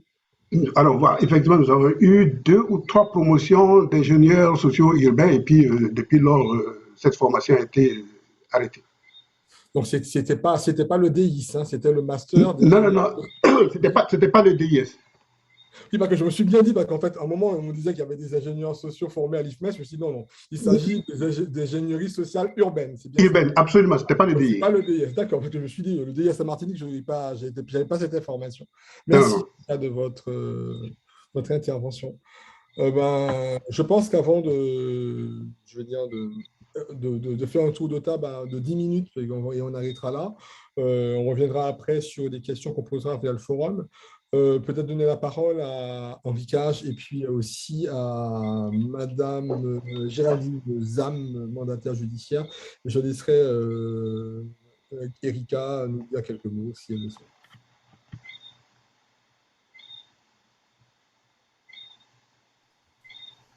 Donc, de toute façon, j'ai pas grand-chose à dire. Hein. Donc, Monsieur Blénier a déjà dit au sujet de l'IFMES. En tout cas, notre ambition, c'est effectivement de remettre en place des formations de niveau master et tout, voir comment on peut, avec l'université, signer des conventions, enfin, je ne sais pas comment exactement, mais en tout cas, on a cette ambition de changer de braquet et d'aller plus loin dans nos formations supérieures. Ok, merci Henri. En tout cas, on va compter sur toi parce que tu fais partie des fondateurs du lancement de cette grande quête de recherche. Je pense que je sais aussi. Et je crois qu'on avait déjà discuté, on y reviendra. Et toute l'idée aussi, c'est il faut que tu mettes Justin au travail aussi à Lille, qu'il vienne prendre quelques cours aussi, et qu'on puisse un petit peu poser aussi ces bases-là. Géraldine Zam, si elle est toujours connectée. D'accord. Donc, bonsoir tout le monde. Donc, ce soir, donc, je prends la casquette représentant UDAF, hein, pas juste la représentante mandataire judiciaire, car effectivement, l'équipe des mandataires judiciaires est pluridisciplinaire. Nous n'avons pas que des travailleurs sociaux. Donc, à l'Institut, plus de juristes que de travailleurs sociaux, mais ça reste, comme on l'a vu, mais dans le cadre de la SHS, n'est-ce pas? Le droit est effectivement aussi admis. Donc là, que dire? Donc déjà, je salue cette initiative, car à l'heure actuelle, en tant que représentant des familles martiniquaises au niveau des instances étatiques et normalement régionales, donc on ne peut, souvent nous sommes interpellés par l'UNAF qui, dans le cadre de la revue scientifique interdisciplinaire qu'elle tient, nous demande des articles sur l'île de la Martinique. Et j'avoue que chaque année, nous avons très peu de production, car effectivement, il y a un manque de labos, il y a un manque enfin, pas un manque de réflexion, il y a un manque d'études en fait, au niveau du territoire, ce qui fait que nous, UDAF Martinique, on a beaucoup de mal à renvoyer des informations nécessaires quand même à l'UNAF. Donc, je salue vraiment cette initiative et je vous dis d'avance, là, mon directeur m'a enjoint de le dire, que l'UDAF se tient totalement à votre, comment dire, à votre disposition dans le cadre d'enquêtes ou d'actions à mener dans ce sens. D'accord? Parce que nous sommes plus à l'heure actuelle à l'UDAF dans le faire et le faire que dans vraiment la réflexion. On accuse beaucoup le coup. Donc là, je pense que c'est une bonne chose qu'effectivement, qu'il y ait toute cette recherche faite autour du travail social, car ce que l'on constate à l'heure actuelle au niveau des recrutements, c'est quand même une désaffection de ces missions, de ces postes. Hein. Il est de plus en plus difficile de trouver quand même des travailleurs sociaux investis, qui ont vraiment cet amour de l'humain. Voilà. Donc, je pense que toute recherche, toute reconnaissance de ce secteur ne pourra qu'attirer que des bons profils dans l'intérêt des familles martiniquaises. Donc, je n'ai pas d'autre chose à dire ce soir. Je passe la parole. Sauf si vous avez des questions, évidemment. On fera un tour de table rapidement en 10 minutes. Peut-être qu'Erika souhaiterait rajouter quelque chose. Bonsoir à tous. Non, pas forcément rajouter, mais j'espère que les consoeurs et les confrères qui auront participé à cet échange virtuel auront été touchés par cette démarche, cette recherche, puisqu'effectivement, sans s'en rendre compte, notre travail clinique nous fait toucher du doigt, mine de rien, à cet aspect recherche. Donc, j'ai hâte de voir les échanges via le forum pour faire un retour. Merci, la parole vous est donnée, donc je pense que vous pouvez la prendre et n'hésitez pas à nous faire part de choses que vous souhaitez voir approfondir et puis lancer aussi des idées, des pistes de réflexion. Jeanne et Murat en a déjà fait, on a quand même quelques-unes aussi, donc l'intérêt maintenant pour nous, c'est de vous entendre sur quelques phrases clés. De toute façon, on pourrait revenir sur ce forum puis qu'on va vous communiquer les liens pour pouvoir vous connecter sur notre espace forum.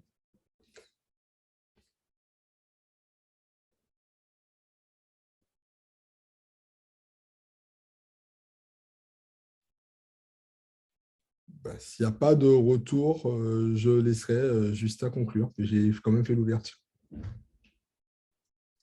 Ce sera plutôt bref parce que j'entends te mettre au lit, cher Guy Albert. Pour dire donc que j'ai été ravi de participer à ces échanges et de retrouver quelques vieux complices et amis, si j'ose dire, je ne citerai pas de nom, et dire que bon, je suis tout à fait prêt de mon côté à participer à cette aventure, pas simplement de manière, parce que cela m'intéresse de manière un peu égoïste, je dirais, mais aussi et surtout parce que je crois que la Martinique en a vraiment besoin, parce que nous sortons d'une crise qui n'est pas que sanitaire, et on en a discuté à plusieurs reprises, Guy Albert. Moi, si j'ai un regret à formuler dans la gestion de cette crise, c'est qu'on n'a pas du tout mobilisé cette formidable ressource que représentent les travailleurs sociaux, qu'on n'a pas du tout anticipé à partir des données qu'on pouvait déjà collecter pour en tirer des leçons.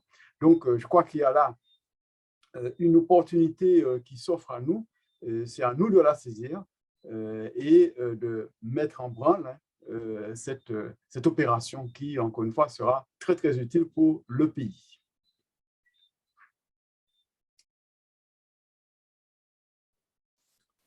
Audrey, maintenant, je vous laisse faire.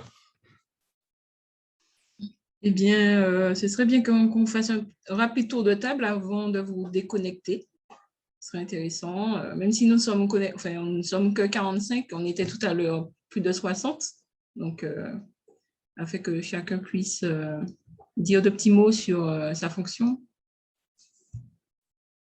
Comme vous êtes timide, je peux commencer. Donc. Je suis Madame Audrey Pommier-Flobinus, secrétaire générale du JPROM. Voilà. À vous. Madame Zam, par exemple. Allez-y, présentez-vous. Mais je me représente, hein. Oui. Madame Zam tient le crachoir, comme d'habitude. donc, Madame Zam, à l'heure actuelle, chef de service mandataire judiciaire à la protection des majeurs, donc agréée pour 740 mesures de protection. Donc, je pilote une équipe pluridisciplinaire.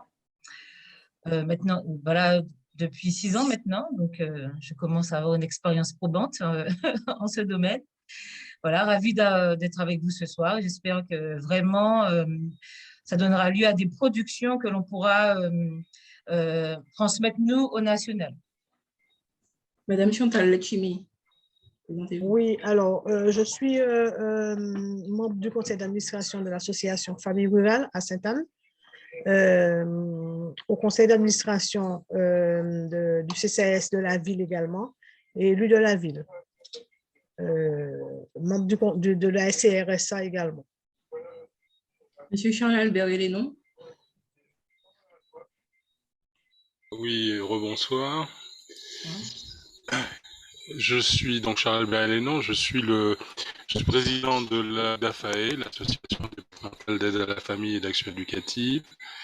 Je suis également président de la CSMS, la commission spécialisée médico-sociale de la CRSA.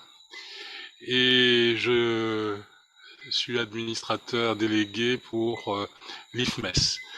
Donc je suis très content de ce premier webinaire sur ce sujet, surtout que Dassa a bien rappelé les travaux que nous avons eus par le passé à mener dans le cadre d'un colloque de l'ACSWE, l'association des travailleurs sociaux dans la Caraïbe, en 2010.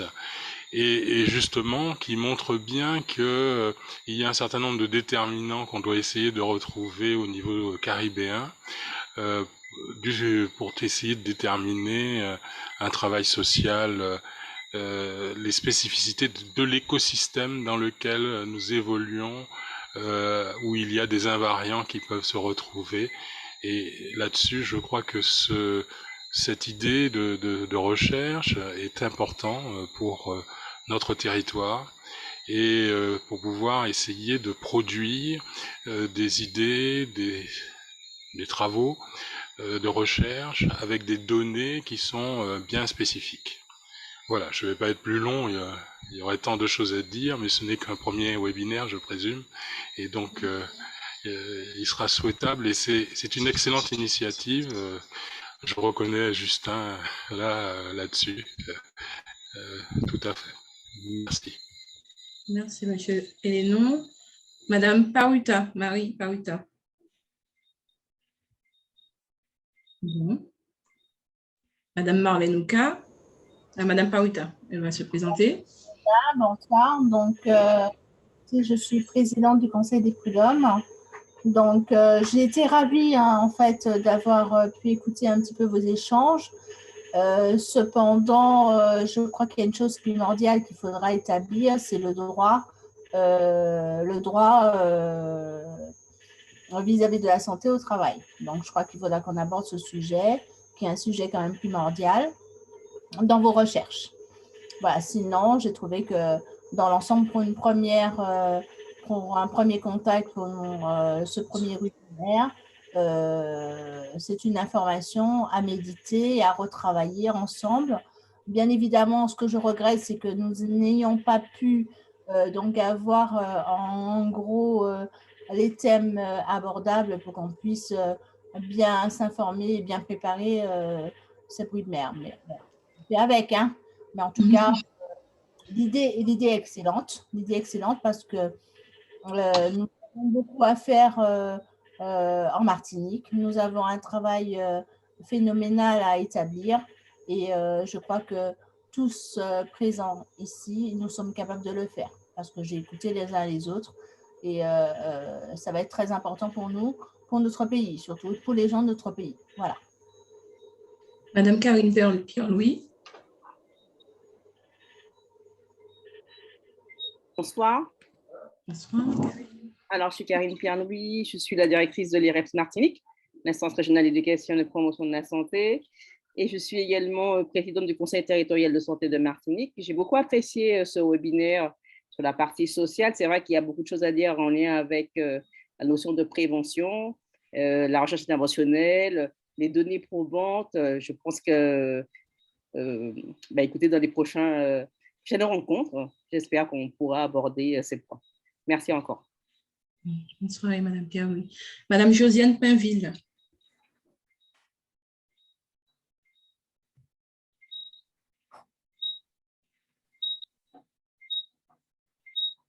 Bon.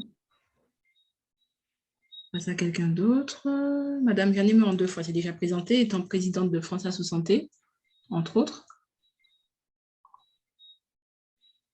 Madame Tatiana Concy.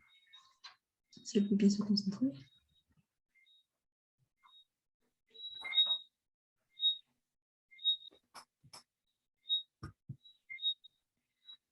Encore, Monsieur Julien Jacques. Oui, bonjour, Julien Jacques. Donc, je suis ingénieur au conseil régional à la direction de santé risque pro de la CGSS. Je n'ai pas pu assister à tout le webinaire. Je suis vraiment désolé, j'ai pris en cours. C'est vrai que les sujets sont très intéressants. Je m'occupe plus particulièrement d'un département qui touche aux problématiques de santé au travail, donc des risques professionnels, à 2 niveaux en termes de reconnaissance des accidents de travail et des maladies professionnelles, mais aussi en matière de prévention. Et c'est vrai que le sujet qui a été abordé aujourd'hui, on se rend compte de plus en plus qu'on a des difficultés en tant qu'institution à pouvoir toucher notre public de bénéficiaires et qu'au niveau des travailleurs sociaux qui peuvent être un levier important, il y a beaucoup à inventer et à mettre en place pour toucher les bénéficiaires, surtout dans notre région avec toutes les spécificités. Donc, c'est vrai qu'il y a beaucoup de partenaires qui peuvent effectivement permettre l'accès aux bénéficiaires à certains droits en matière sociale. Alors, aujourd'hui, on est sur des développements type aller vers le bénéficiaire, mais je pense qu'en la matière, il y a encore beaucoup de choses à réaliser et c'est bravo pour cette évolution vers l'ingénierie et ce qui a été présenté. Voilà, oui. Monsieur Julien Jacques, vous êtes humble. Il me semble que vous êtes le référent à la CGSS sur la question de l'indemnité sur la chlordécone, non? Voilà, donc par exemple, sur les problématiques je travaille effectivement avec France Asso Santé, les services de l'État sur ces sujets-là.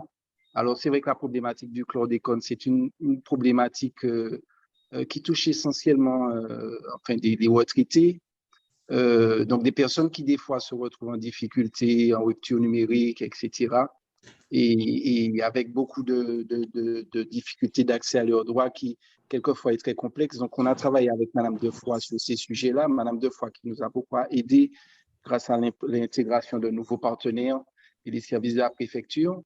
C'est un sujet, les pesticides, mais je pense qu'il y a beaucoup d'autres sujets sur lesquels il faut accompagner les bénéficiaires. Quand on voit certains bénéficiaires qui refusent le déni de soins, des fois, le déni de beaucoup de choses, avec des complexités liées à la culture propre aux régions ultra-périphériques.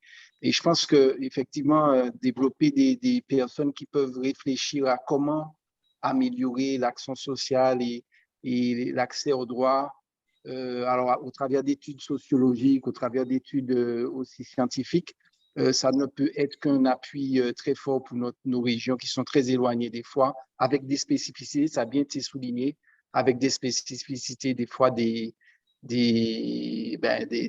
décideurs de la réglementation, des décideurs en termes aussi de tous ces accès aux offres, aux moyens, aux prestations qui sont inscrites dans les textes. Merci, Monsieur Julien Jacques. Madame Muguetzali.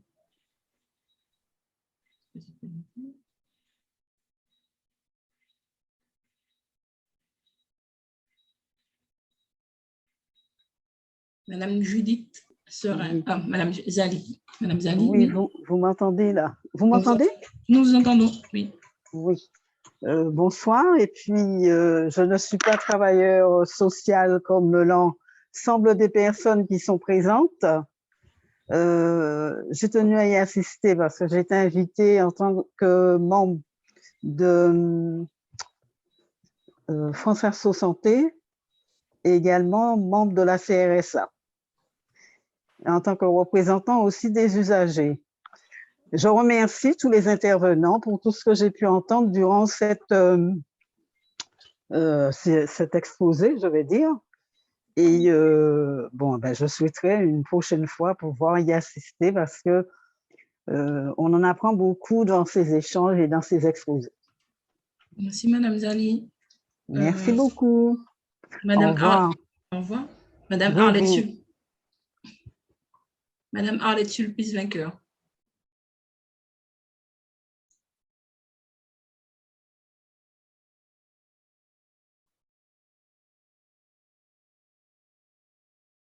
Bon. Ensuite, il y a beaucoup de pseudos. Il y a tablette Galaxy Tab A8, je ne sais pas qui c'est. Fioli, je ne sais pas qui c'est. Bien, Monsieur Ruffin, je crois que vous pouvez clôturer. Sauf si quelqu'un veut se... Voilà, Madame Judith Serein peut se présenter, oui. Oui, bonjour. Bonjour. Bonsoir. Bonsoir, oui. Judith Serein, j'ai été invitée par le RACIF-MES effectivement parce que je suis formatrice dans cette institution et parallèlement, je suis chef de service au sein de la direction de l'action sociale de la CTM. Donc, effectivement, nous avons une centaine de travailleurs sociaux que nous encadrons. Donc, ce webinaire m'a semblé vraiment très, très, très intéressant, surtout par rapport à l'évolution des pratiques, le travail en interaction, un travail ancré dans une réalité du pays. Enfin, tout ça, ça nous parle, ça me parle et je vois très bien la suite par rapport à un engagement dans ce webinaire. Merci beaucoup, Madame Serein. Madame ou Monsieur Camille Zéphir. Oui, bonsoir. Je m'appelle Camille Zéphir et je suis responsable adjointe du service social de la CGSS. Donc, je suis une collègue de Monsieur Julien Jacques. Et nous, on est dans le pratico-pratique de l'accompagnement des personnes en situation de pathologie lourde, puisque nous participons à leur transfert sanitaire quand le plateau technique n'existe pas ici. Et nous restons vraiment très pratico-pratiques. Donc, je suis là de manière discrète parce que je voulais entendre ce qui se dit, mais j'ai presque envie de dire qu'il y a urgence à rentrer dans la pratique. Le temps de recherche, je pense qu'il est permanent. Il suffit d'interroger les professionnels dans leur organisme. J'en veux pour preuve Madame Serein, avec qui on a déjà travaillé sur des situations particulières. Et je pense qu'aujourd'hui, effectivement, il est très important que les travailleurs sociaux de Martinique, qui sont relativement nombreux pour la population, puissent se joindre et se rejoindre même pour mettre en place des accompagnements qui soient plus efficients et congruents envers la population. C'est un peu ce que j'ai envie de dire. Donc, voilà. Merci beaucoup, Madame Zéphir. Madame Gladys. Bonne soirée. Madame Gladys Cabrera. Il y a quelques mots.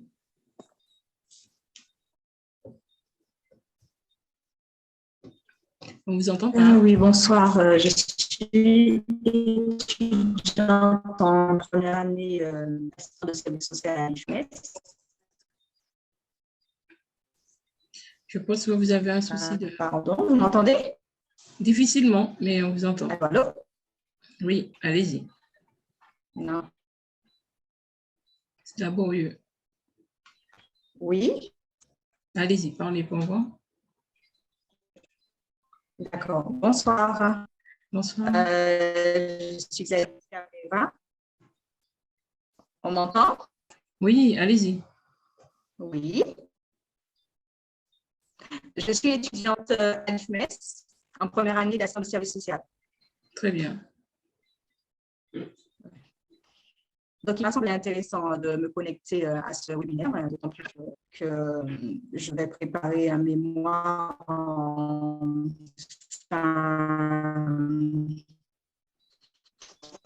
fin de cursus de promotion. Donc, il est important pour moi de connaître un peu tout ce qui concerne la recherche et en travail social. Donc, je me suis connectée pour ça. Très bien. Merci, Madame Madame Cabrera. De vous entendre ce soir. Merci beaucoup, Madame Cabrera. Madame Ouka. Madame Marlène Ouka. Oui, bonjour. Je m'excuse parce que je me suis connectée un petit peu, pas dès le début, puisque je n'étais pas présente à mon domicile, mais j'ai tenu quand même à participer parce que c'est vrai que les sciences sociales, tout ce qui est humain, tout ce qui est sciences humaines, est un peu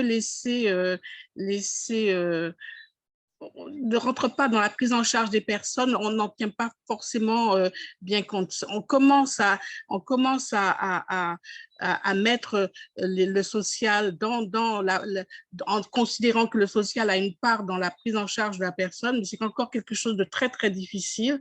Et il y a énormément, ce champ est très, très vaste et je crois qu'on doit être force de proposition parce que la Martinique, la Caraïbe, ce n'est pas les autres pays, ce n'est pas la France, ce n'est pas, même si on est dans la France, mais on a une part des particularités, on a une histoire qui font que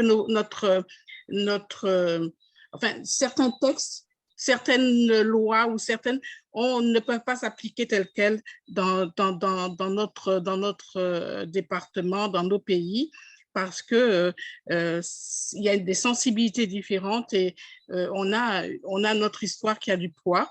Donc, je crois qu'il est important que nous soyons source de propositions et que nous puissions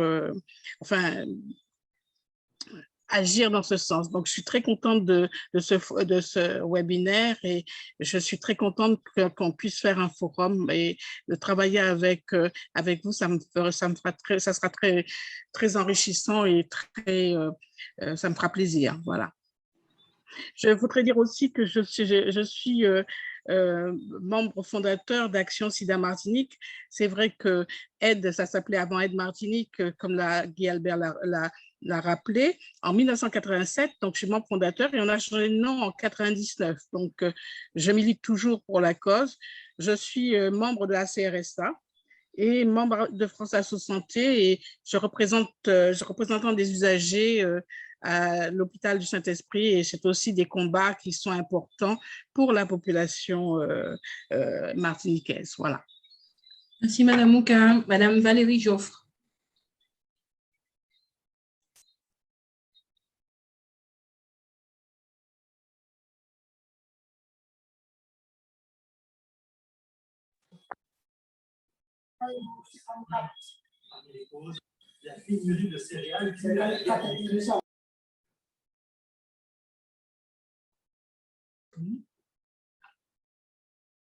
Bien mis à part nos collaborateurs, Madame Grabin.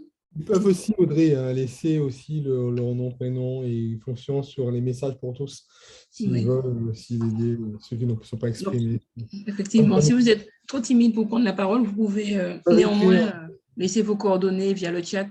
Donc, ou encore une idée, un mot, quelque chose comme ça. Voilà. De toute façon, on va leur envoyer le lien de la vidéo puis que je le mettrai sur Facebook. Bien sûr, on créera un Facebook là-dessus, la thématique. Même si on connaît M. Philippe Hunel, mais il serait bien qu'il se représente. Bonsoir à tout le monde. Donc, Philippe Hunel, je suis universitaire dans le domaine du numérique, ancien délégué régional à la recherche et à la technologie. Et je suis vraiment content du sujet parce que je pense que, comme je l'ai dit, il manque cette formalisation des données sur la Martinique. Et moi, j'appelle, enfin, mon projet serait le Social Data Hub de la Martinique à mettre en œuvre, qui permettrait justement d'avoir cette collecte de toutes les données numériques, mais aussi non numériques, donc les données épistémologiques et autres, et voir comment on peut faire des liens entre ces données du monde social et les données de l'environnement martinique au sens large du terme, qui comprend la culture, l'économie, l'écologie, tout ce qui fait que ce qu'est la Martinique et dans sa sociologie. Donc moi, je pense que moi, je suis bien accompagné dans ce domaine-là pour mettre en place cet outil, parce que dans ces domaines-là, on a besoin aussi de chiffres, de données, de data pour pouvoir parler vrai, pour faire des propositions sur lesquelles les politiques publiques peuvent par la suite s'appuyer. Merci, monsieur Hillel. Juste rajouter que Philippe a été aussi, il est encore d'ailleurs, le président du comité scientifique Covid mis en place par l'ARS, et c'est sous sa direction que nous avons travaillé pendant tous ces longs mois sur des sujets prioritaires, y compris Justin qui faisait partie de l'équipe Ougan. Alors, on a monsieur Alain Marot qui s'est connecté, donc ce serait bien qu'il se présente. Il vient de se connecter. Donc, monsieur Alain Marot, si vous pouvez vous présenter. Je ne sais pas si c'est Marot des Grottes ou Marot. Alors, c'est Marot sans des grottes. Moi, je n'ai pas l'argent, mais je suis très intéressé par tout ce qui est nouvelle écriture, changement un petit peu de constitution, un petit peu administrative et digitale sur la Martinique. Donc, ça m'a beaucoup intéressé. Je suis chargé de communication pour la ville du Morne-Rouge. Et donc, je viens d'arriver. Le thème, je le connais, donc je n'ai pas eu le temps de prendre tous les intervenants. Si on a la vidéo, je ne vais pas refuser. Et donc, content d'être parmi vous. Je vois qu'il y a beaucoup de participants. Je pensais qu'il y aurait eu 10 ou même 9 personnes. Bonsoir tout le monde. Bonsoir, monsieur Marot. Je vous rassure, donc, nombreux se sont déconnectés. Donc, nous sommes encore 26. Donc, c'est dire que le sujet était pertinent et intéressant. Donc là, comme disait M. Guy-Albert Duhamel, la vidéo sera bientôt disponible, en effet. Et accessible, surtout. Voilà. Donc, pour les restants, je vois qu'on a fait... Je vais devoir au moins vous quitter. Parce tout. Que voilà. J'ai une réunion, une formation dans quelques heures, et puisque ça ne vous a pas échappé, je suis depuis Bordeaux, et on commence demain à 7 heures.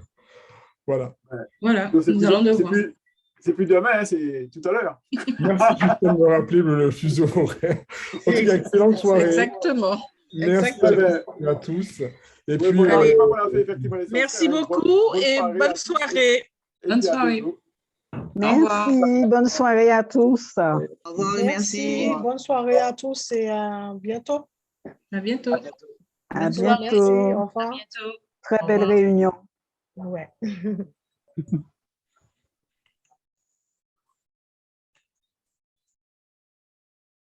Merci, Madame la Secrétaire générale.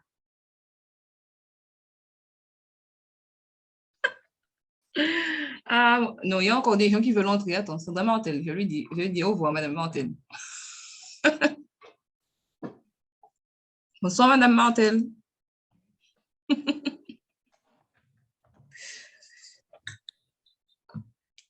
Oui, allô? Reste là, Erika. Bonsoir, Madame Martel. Je suis là. Bonsoir, Madame Martel. Il y a des gens qui se connectent encore. Bonsoir. Vous allez bien? J'ai pas pu répondre à votre mail parce que le 24, Madame, je demande au cabinet de rester là justement, c'est vraiment par opportunité. Le 24, en question, vous précisez qu'il y a un colloque à Bellefontaine et dont vous souhaiteriez voir ma participation ainsi que celle du directeur.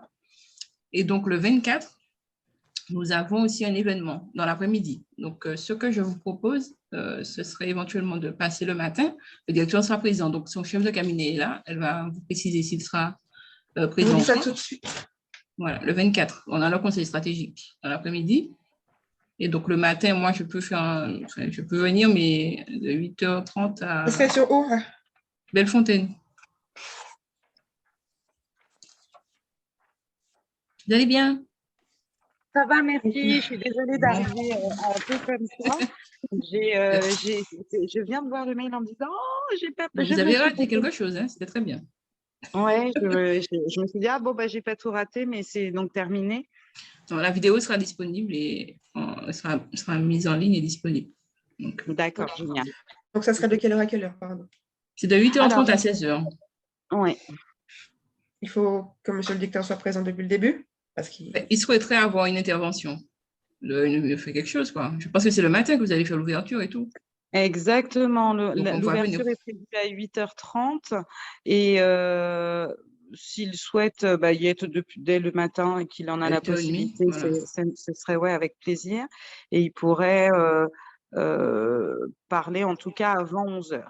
Avant 11h, ça nous arrange. Voilà. Pourquoi? Parce qu'en fait, il sera de retour il est hors du département, donc il sera fraîchement arrivé. Donc, avec tous les mails et tout ce qui lui c'est un peu compliqué. Ouais. Mais si c'est avant 11h, ça va.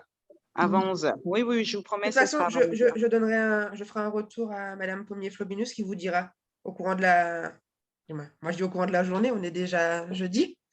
Donc, dès demain, pour vous. D'accord. OK. Bon, comme ça, Madame Martel. D'accord. Sur le principe, moi, c'est bon, c'est acté. D'accord, génial. Super, merci beaucoup.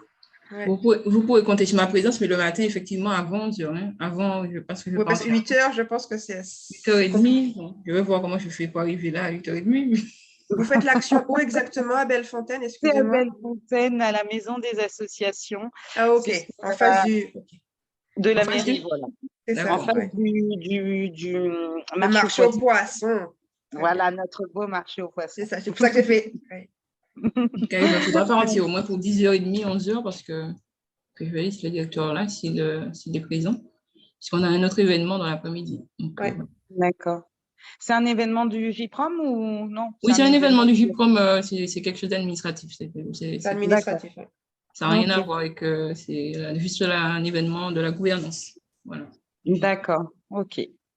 Voilà, donc c'est pour ça que je vous ai gardé. Je vous ai fait entrer, voilà, juste pour préciser ça en direct. Avec, oui, je suis quand même arrivée au bon moment. J'aurai accès, on aura accès à la vidéo. Vous allez nous envoyer un lien. D'accord. Tout à fait. M. Wiffin va mettre ça en ligne et puis je vais vous envoyer normalement les codes, les modalités d'accès.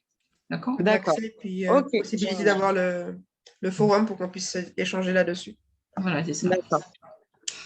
Très bien. Le directeur, je lui envoie la vidéo demain matin parce que je pars là. Il n'y a pas de problème. De toute façon, on a rendez-vous à 7h. Il est quelle heure là? Je regarde un peu l'heure. Oui. Une bonne douche à café. Voilà. Donc, OK. Allez, bonne soirée. OK, merci. Bonne soirée, merci. À bientôt. Je vous fais un mail demain en bonne et due forme. Voilà. D'accord. Génial. Merci beaucoup. Au revoir. Au revoir.